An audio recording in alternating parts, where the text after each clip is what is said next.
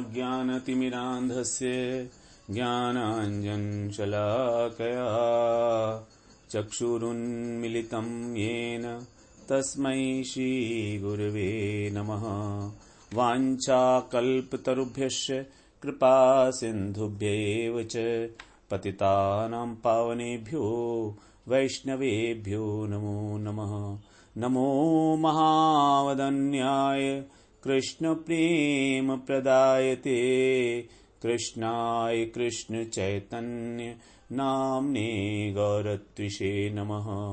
हे कृष्ण करुणा सिन्धो दीनबन्धो जगत्पते गोपेश गोपिकाकान्त राधाकान्त नमोस्तुते। तप्त कांचन गौरांगी राधे वृंदावनेश्वरी वृषभानुसुते देवी प्रणमामि हरिप्रिये। वृंदायै तुलसीदेव्यै प्रियायै केशवस्य च कृष्णभक्तिप्रदे देवी सत्यवत्यै नमो नमः। श्री कृष्ण चैतन्य प्रभो नित्यानंद श्री अद्वैत गदाधर शिवासादि गौर भक्त वृंद। हरे कृष्ण कृष्ण कृष्ण हरे हरे, हरे राम राम राम हरे हरे। हरे कृष्णा। सर्वप्रथम मैं अपने गुरुपाद पद्म ओम विष्णुपाद अष्टोत्तर शत श्री श्रीमद् भक्तिवेदांत माधव गोसाई महाराज के चरण कमलों में अनंत कोटि दंडवत प्रणाम ज्ञापन करता हूँ। हम लोग श्रीमद् भगवद गीता का 8वां अध्याय श्रवण कर रहे हैं। उसमें 5वां श्लोक हमारा, जिसमें भगवान ने अर्जुन के अंतिम प्रश्न, जो उनका 7वां प्रश्न था, उसका उत्तर दिया कि आप मृत्यु के समय किस प्रकार जानने में आते हैं। तो भगवान कह रहे हैं, अंत काले च मामेव स्मरन् मुक्त्वा कलेवरम यह प्रयाति स मद्भावम याति नास्त्यत्र संशयः। इसमें कोई संशय नहीं है कि जो अंत काल में मेरा स्मरण करता हुआ अपना शरीर त्यागता है वो मुझे ही प्राप्त होता है। तो स्मरण का बड़ा महत्व है और स्मरण के लिए आवश्यकता है हमारा सासंग भजन, अर्थात भगवान का भजन करना आसक्ति पूर्वक, क्योंकि जो आसक्ति है वही हमारे संस्कार बनाती है और उन संस्कारों से ही जो है स्मृति पैदा होती है। क्योंकि हमारी स्मृति क्या है, संस्कार जन्य है। तो संस्कार जन्य ज्ञान जो है उसी को स्मृति कहा जाता है। संस्कार मात्र जन्यम ज्ञानम स्मृति। तो स्मृति क्या है किसी वस्तु की? किसी वस्तु की स्मृति हमको कभी भी अपने आप से नहीं आती है, उसका एक नियम है और नियम हमको समझना लेना चाहिए कि क्या नियम है उसका। नियम यह है कि जब कोई हमारी जो बाहरी इंद्रियां हैं, बाहरी इंद्रियां मतलब 5 इंद्रियां हमारी, चक्षु, कर्ण, जिह्वा, रसना और त्वचा। जिह्वा, नासिका और त्वचा, ये जो 5 ज्ञानेंद्रिय हैं अथवा जो हमारी मन बुद्धि हैं, इनके द्वारा जब हमें किसी वस्तु का अनुभव हो जाता है तो स्मरण की उत्पत्ति होती है। क्योंकि उस अनुभव का एक संस्कार बनता है और उस संस्कार से स्मृति की उत्पत्ति होती है। तो हमें उसी बात का स्मरण होगा जिसे हमने कभी देखा हो, कभी सुना हो, कभी स्पर्श किया हो, कभी खाया हो, सूंघा हो, और वो भी आसक्ति पूर्वक। तो जो यदि कोई चीज इंद्रिय ग्राह्य नहीं है, अर्थात यदि उसमें कोई रूप, कोई रस, स्पर्श, गंध नहीं है, शब्द नहीं है, तो उसका स्मरण कैसे होगा? उसी वस्तु का स्मरण हो सकता है जिसको हमारी इंद्रियां ग्रहण करें, और इंद्रियां उसी को ग्रहण करेंगी जिसमें या तो रस हो, या नाम हो, या वो रूप हो, रस हो, स्पर्श हो, गंध हो, शब्द हो। तो जो चीज मन में कभी आई नहीं, ना ही कभी बुद्धि का विषय बनी और ना इंद्रियों का विषय बनी, वो वस्तु हमारी स्मृति में नहीं आ सकती। कैसे आएगी? उसका तो अनुभव ही नहीं है। तो स्मृति के लिए आवश्यक हो गया नंबर 1 उस वस्तु का ज्ञान और उस वस्तु का अनुभव। अब यदि कोई कहे कि जैसे महापुरुष कह रहे हैं उनके वचनों उपदेशों के आधार पर हम लोग स्मरण करें, तो ये बात ठीक है। जैसे कि शास्त्र कहते हैं, महापुरुष कहते हैं, भगवान का जो विग्रह है, भगवान के श्री विग्रह में क्या है? संपूर्ण रूप है, संपूर्ण सौरस्य है, संपूर्ण सौगंध्य है, संपूर्ण कोमलता है। संसार का सर्वश्रेष्ठ सुंदरतम पदार्थ जो हैं उनसे उनके अंगों की उपमा दी गई है। तो उन महापुरुष की बात हमें माननी चाहिए, क्योंकि महापुरुषों का जो अनुभव है वही प्रमाण है। महापुरुष का अनुभव स्वयं में प्रमाण है, प्रूफ है।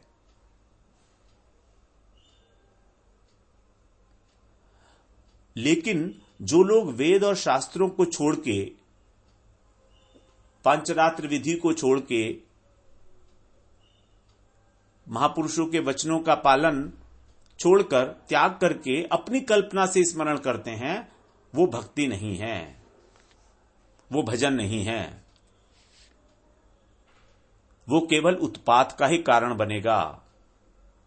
श्रुति स्मृति पुराण आदि पंचरात्र विधिम बिना एकांतिकी हरिर भक्ति उत्पाता एव कल्पते। श्रुति स्मृति पुराणों के अंदर जो विधि दी गई है, पंचरात्र विधि, पंचरात्र जो शास्त्र हैं हमारे, अगर उनको छोड़कर हम कोई और भजन कर रहे हैं तो फिर वो उत्पात का ही कारण बनेगा। और भजन शास्त्रों के अनुसार केवल और केवल भगवान का ही होता है, न कि किसी देवी देवता का। उनकी पूजा की जाती है किसी कामना को पूरी करने के लिए, लेकिन भजन नहीं होता है उनका। हम कभी बोलते हैं क्या इंद्र इंद्र इंद्र इंद्र इंद्र इंद्र, वरुण वरुण वरुण वरुण? नहीं बोलते हैं। राम और कृष्ण, इनका ही नाम लिया जाता है। यही भजन है।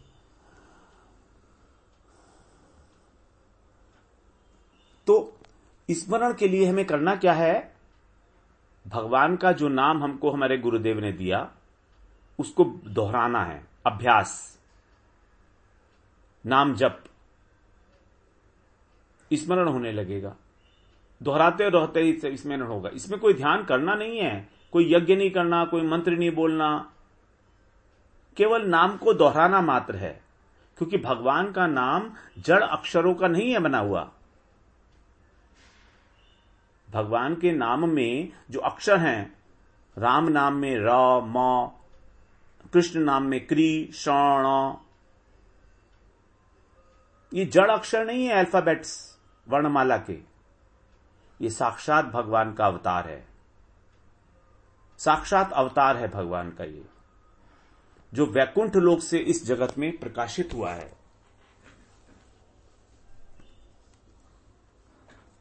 हमारे लिए, हमारा कल्याण करने के लिए। क्योंकि भगवान ने इस नाम में सारी शक्तियां भर दी हैं। कोई भी किसी भी प्रकार की शक्ति जितनी भी भगवान में है, अनंत शक्तियां, वो सारी की सारी शक्ति भगवान ने इस नाम में भर दी हैं। नामाष्टक में हम लोग श्रवण कर रहे हैं, शिक्षाष्टक में नामनाकारी बहुधा निज सर्वशक्ति तत्रार्पिता नियमितः स्मरणेन कालः। एतादृशी तव कृपा भगवन् ममापि दुर्दैवमीदृश इहा जनिनानुराग। एतादृशी तव कृपा भगवन् ममापि दुर्दैवमीदृशमिहा जानि नानुराग। नाम नामकारी बहुधा निज सर्वशक्ति। जो नामों के अनेक प्रकार के समूह हैं, नाम नामकारी, नाम नाम अकारी, नाम नाम अकारी मतलब भगवान ने जो अनेक प्रकार के नाम है, नामों के समूह बताए हैं यहां पर। नाम का मतलब है नामों के समूह, अकारी। तो जो उत्पन्न किए हैं ये भगवान के जो प्रकाशित नाम हैं, वो बहुधा निज सर्वशक्ति, बहुधा माने अनेक प्रकार के भगवान के नामों के जो समूह हैं, उनमें भगवान ने अपनी सारी शक्ति भर दी है, जितनी भी शक्ति हो सकती थी। और किसी प्रकार का कोई भी नियम भी नहीं रखा कि आपको इसी वक्त नाम लेना है, इसी स्थान पे नाम लेना है।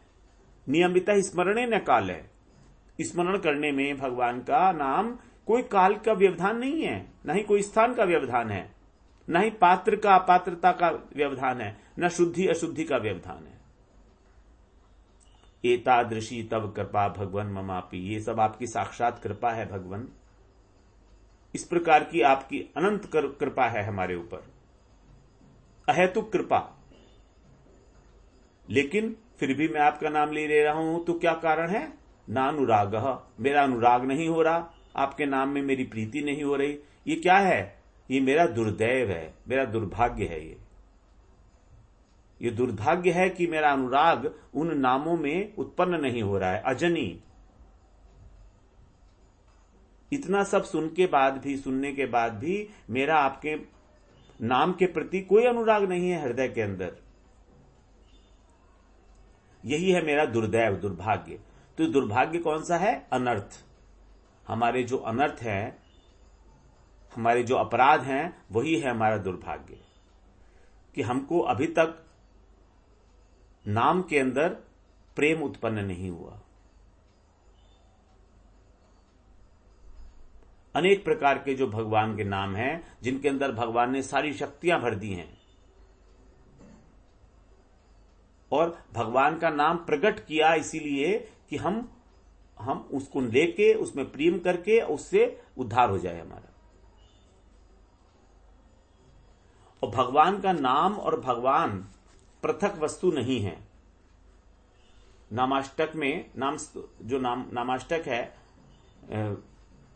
रूप गोस्वामी पाद जी का, उसके अंदर छठा श्लोक यही है, वाच्यम वाचकम इत्युदेति भवतु नाम स्वरूप द्वयम् पूर्वस्मात् परमेव हन्त करुणम् तत्रापि जानीमहे यस्तस्मिन् विहितापराध निवह प्राणि समन्ताद् भवेत् आस्येन इदम् उपास्य सोऽपि सदानन्दाम्बुधौ मज्जति।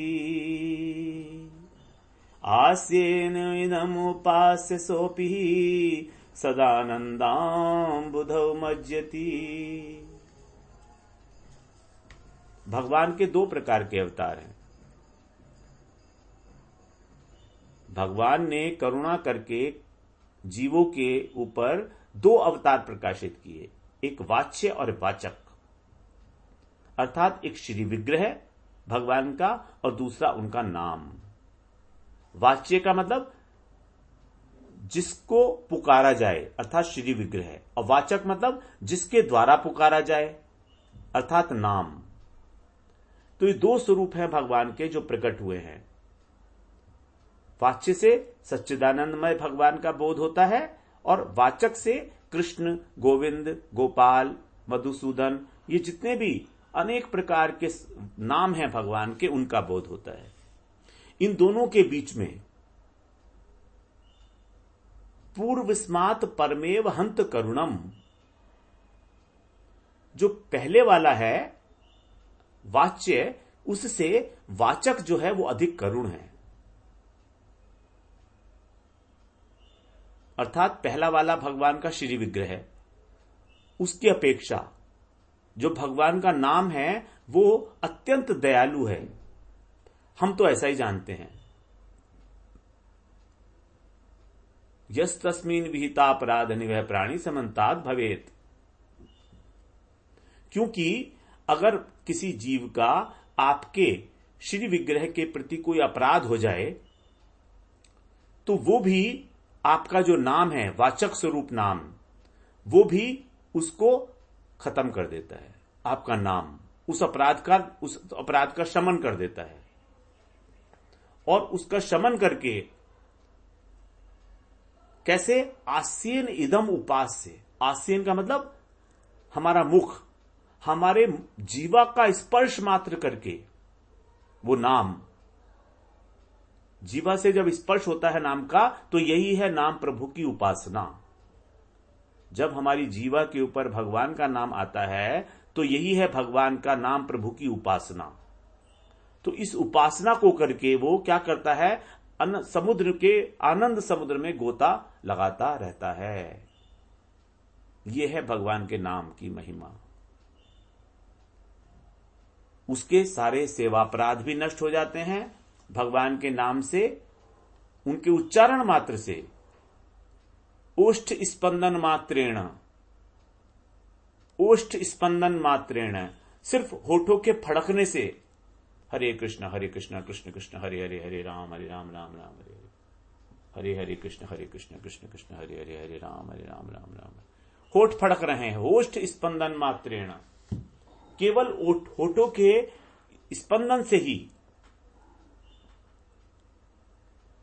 केवल और केवल होठों के स्पंदन मात्र से ही हमारे सारे पाप जो हैं वो अगच्छित स्मरणम विष्णु बहुआयासेन साध्यते, ओष्ठ स्पंदन मात्रेण कीर्तनंतु ततोवरम। अगच्छित स्मरणम विष्णु बहुआयासेन साध्यते। भगवान के जो भगवान है अगच्छित, सब पापों का नाश करने वाले, उनका स्मरण बड़ा मुश्किल है। बहुआयासेन साध्यते, बहुत स्मरण, बहुत प्रयास करोगे तब भगवान के नाम का स्मरण होगा। लेकिन ओष्ठ स्पंदन मात्रेण कीर्तनंतु ततोवरम, केवल उनका कीर्तन करना है होठ स्पंदन मात्रेण, होठों को हिला के, ततोवरम, अत्यंत श्रेष्ठ है वो। तो इस प्रकार से भगवान के नाम की महिमा बताई गई है कि किस प्रकार भगवान का नाम हमारे सारे पापों को शमन करता है और हमको प्रेम समुद्र में निमज्जित कर देता है। सर्वदेश, सर्वकाल, सर्व जाति, सब प्राणियों के लिए बिना किसी निषेध के लिया जा सकता है। संख्या पूर्वक, आसक्ति पूर्वक जब ये नाम लिया जाता है तब भगवान की सतत स्मृति रहती है। स्मृति को जगाना है भगवान के नाम का आश्रय लेकर, क्योंकि ये चिन्मय धाम, चिन्मय नाम है, चिन्मय, चिदानंद। भगवान जैसे चिदानंद स्वरूप हैं, वैसे ही ये भगवान का नाम चिदानंद स्वरूप है। तो स्मृति के लिए भगवत आश्रय, भगवान के नाम का आश्रय लेना ही सब जगह कहा गया है, सारे शास्त्रों में। और कोई इतना सरल स्वभाव नहीं, सरल साधन कोई भी नहीं है। हरे नाम हरे नामैव केवलम, कलौ नास्त्येव नास्त्येव नास्त्येव गतिरन्यथा। हरिनाम के अलावा, हरिनाम के अलावा, हरिनाम के अतिरिक्त कुछ भी साधन नहीं है, नहीं है, नहीं है। इस कलयुग में कोई और गति नहीं है इसके अलावा। अब यहां पर देखिए दो बातें होती है, एक तो होता ध्यान और एक होता स्मरण। दो चीजें हैं। तो पहले आप देखिए क्या होता है, ध्यान होता है कि स्मरण होता है? पहले स्मरण होगा। जैसे हमें कोई चीज याद आई, तो जब कोई चीज याद आई तो जो उसका चित्र है वो हमारे मानस पटल पे, हमारे मन में अंकित हो जाता है। तो पहले ध्यान नहीं होता, पहले स्मरण होता है। तो ये स्मरण जो है यही है भगवत स्मृति का हेतु। तो ये पहले ध्यान नहीं होगा, पहले स्मरण होगा। तो इसका मतलब यह है कि हमें जागरूक रहना चाहिए, किसी ना किसी प्रकार से हमें इस बात का स्मरण रहना चाहिए कि हमें क्या क्या करना है दिन भर में, किस प्रकार से हमें अपने प्रत्येक कार्य को भगवान के साथ जोड़ देना है। सुबह उठ के पहले हरिनाम करना है, उसके बाद नहाकर संध्या वंदन करना है, फिर माला करनी है, चैंटिंग करनी है, फिर कीर्तन करना है, नाम लेना है, कथा सुननी है। तो ये सब स्मरण के जगाने में आवश्यक हैं। इनसे भगवान का स्मरण होने लगेगा, क्योंकि हमारा प्लानिंग हो गया ना पहले से, हमें ये करना है, हमें ये करना है। तो जैसे जैसे वो टाइम आएगा वैसे वैसे वो स्मरण होता रहेगा हमको कि हाँ हमें ये करना है। याद दिलाना ना अपने को जैसे हम याद दिलाते हैं, शेड्यूल बनाते हैं एक अपना ऑफिस में वर्क का भी कि हमें क्या क्या करना है, उसी तरह से तो नियम में बांध लेंगे जब हम, तो वो नियम के अनुसार उस समय में वो स्मरण होने लगेगा भगवान का। तो भगवत स्मरण से, सारी चेष्टाएं भगवान के लिए करने से उन संसार का स्मरण हमारे को कम होगा और भगवत स्मरण बढ़ता चला जाएगा। इसमें कोई संशय नहीं है। नास्ति अन्यत्र संशय, इसमें कोई संशय नहीं है। तो भगवान कह रहे हैं स्वयं, क्या बता रहे हैं 10वें स्कंद में श्रीमद् भागवत के अंदर 14वें अध्याय में 27वें श्लोक में, विषयान् ध्यायताश्चित्तम् विषयेषु विसज्जते मामनुस्मरताश्चित्तम् मय्येव प्रविलीयते। विषयान् ध्यायताश्चित्तम् विषयेषु विसज्जते। विषयों का ध्यान करने से हमको विषयों के प्रति आसक्ति हो जाती है। जहां पर हमारा ध्यान करेंगे वहीं पर हमें आसक्ति होगी।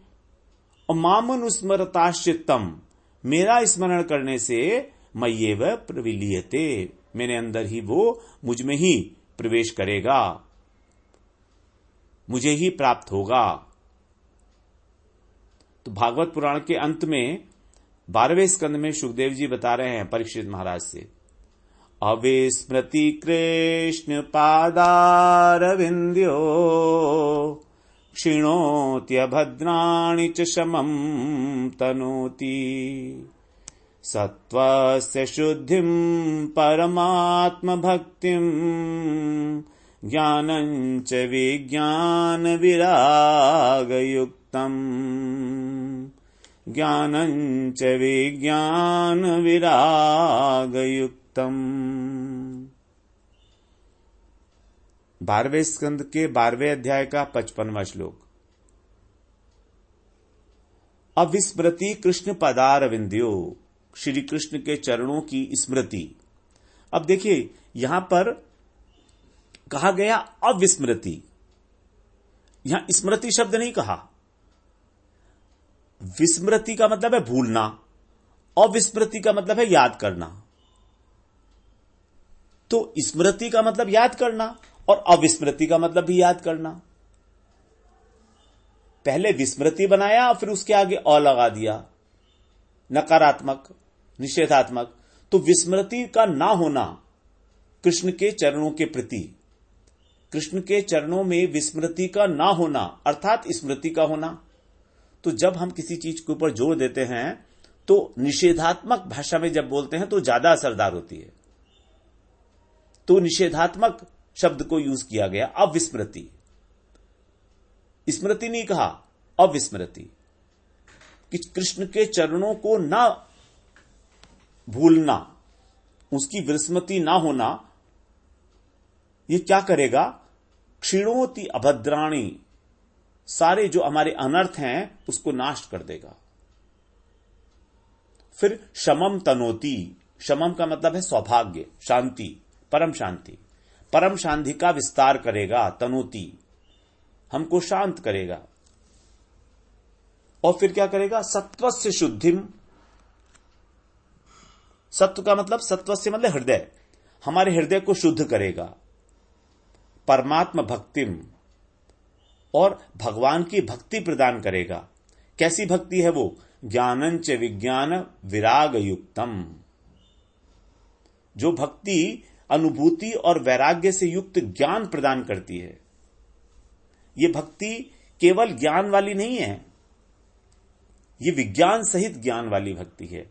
ज्ञानंच विज्ञान विराग युक्तम, संसार से विराग होगा और भगवान की अनुभूति होगी।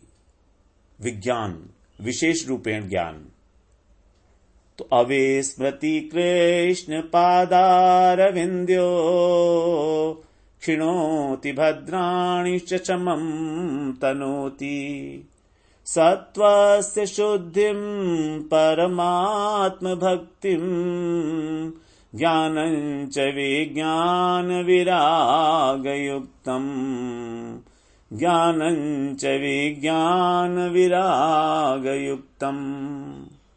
बहुत इंपॉर्टेंट श्लोक है, निष्कर्ष के रूप में बता रहे हैं सुखदेव जी यहां पर। तो केवल भगवान के चरणों की सतत स्मृति बनी रहे, यही है हमारा उद्देश्य। इसी से हमारे पाप नाश होंगे। हमारे अनर्थ नाश करने के लिए कोई प्रयास नहीं करना अलग से, केवल कृष्ण का स्मरण। और यहां पर कहा ज्ञान और वैराग्य दोनों मिलेंगे। इनकी शोभा ही तभी है जब इनके साथ भक्ति है। जब ये दोनों भक्ति के आश्रय में हैं, तभी ज्ञान और वैराग्य की शोभा है। क्योंकि ज्ञान और वैराग्य की जो माता का नाम है भक्ति, तो बच्चों की शोभा मां के बिना नहीं होती, अनाथ होते हैं वो। ज्ञान और वैराग्य भक्ति से यदि शून्य है तो अनाथ बच्चे की तरह से हैं, जिनके साथ मां नहीं है। तो इनकी शोभा ही केवल भक्ति महारानी के साथ है। भक्ति देवी जो हैं, इन्हीं के पुत्र हैं ये ज्ञान और वैराग्य। श्रीमद् भागवतम में बताया गया है। मद भावम, मेरे भाव को प्राप्त होता है। भगवान का कौन सा भाव? परम।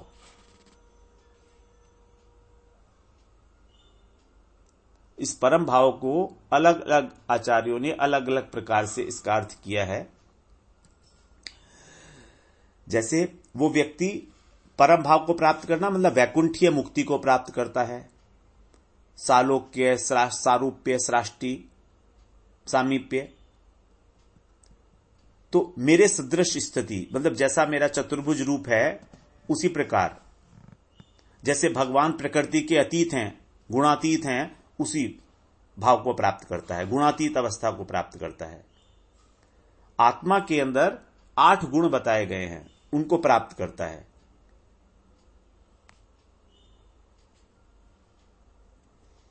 अपहत पापमत्व अर्थात पाप रहित, जरा रहित, मृत्यु रहित, शोक रहित, भोग वासना रहित, तृष्णा रहित, सत्य काम और सत्य संकल्प। यह है 8 गुण। पाप से मुक्त, जरा से मुक्त, मृत्यु से मुक्त, शोक से मुक्त, भोग वासना से मुक्त, तृष्णा से मुक्त, सत्य काम और सत्य संकल्प। ये हैं आत्मा के 8 गुण। तो जब आत्मा के इन 8 गुणों को प्राप्त करता है तो भगवान के साथ उसकी सहधर्मिता हो जाती है। ये भगवान के अंदर भी है गुण। तो अब वो सृष्टि जब होगी, सर्गे यान्ति परंतप, सृष्टि जब होगी तो वो जन्म ग्रहण नहीं करेगा और प्रलय काल में भी वो व्यथित नहीं होगा। इदम ज्ञानम उपाश्रित्य मम साधर्म्यम आगता सर्गे अपि न उपजायन्ते, सर्गे अपि न उपजायन्ते प्रलये न व्यथन्ति च। 14वें अध्याय में भगवान बताएंगे दूसरे श्लोक में। इदम ज्ञानम उपाश्रित्य, इस ज्ञान को उपाश्रित प्राप्त करके, कौन सा ज्ञान? यही ज्ञान कि मरते समय मेरी स्मृति हो। मम साधर्म्यम आगता, मेरे धर्म को प्राप्त करता है, गुणातीत अवस्था को प्राप्त करता है। उसका फिर सृष्टि होने पर जन्म नहीं होता और प्रलय होने पर भी वो व्यथित नहीं होता। यद गत्वा न निवर्तन्ते तद धाम परमम मम, मेरे धाम को प्राप्त होता है। तो इस प्रकार से ये मद भावम, इसी मद भावम बात को मद भावम की चर्चा हम लोग आगे करेंगे। वांछा कल्पतरुभ्यश्च कृपा सिंधुभ्य एव च पतितानां पावनेभ्यो वैष्णवेभ्यो नमो नमः।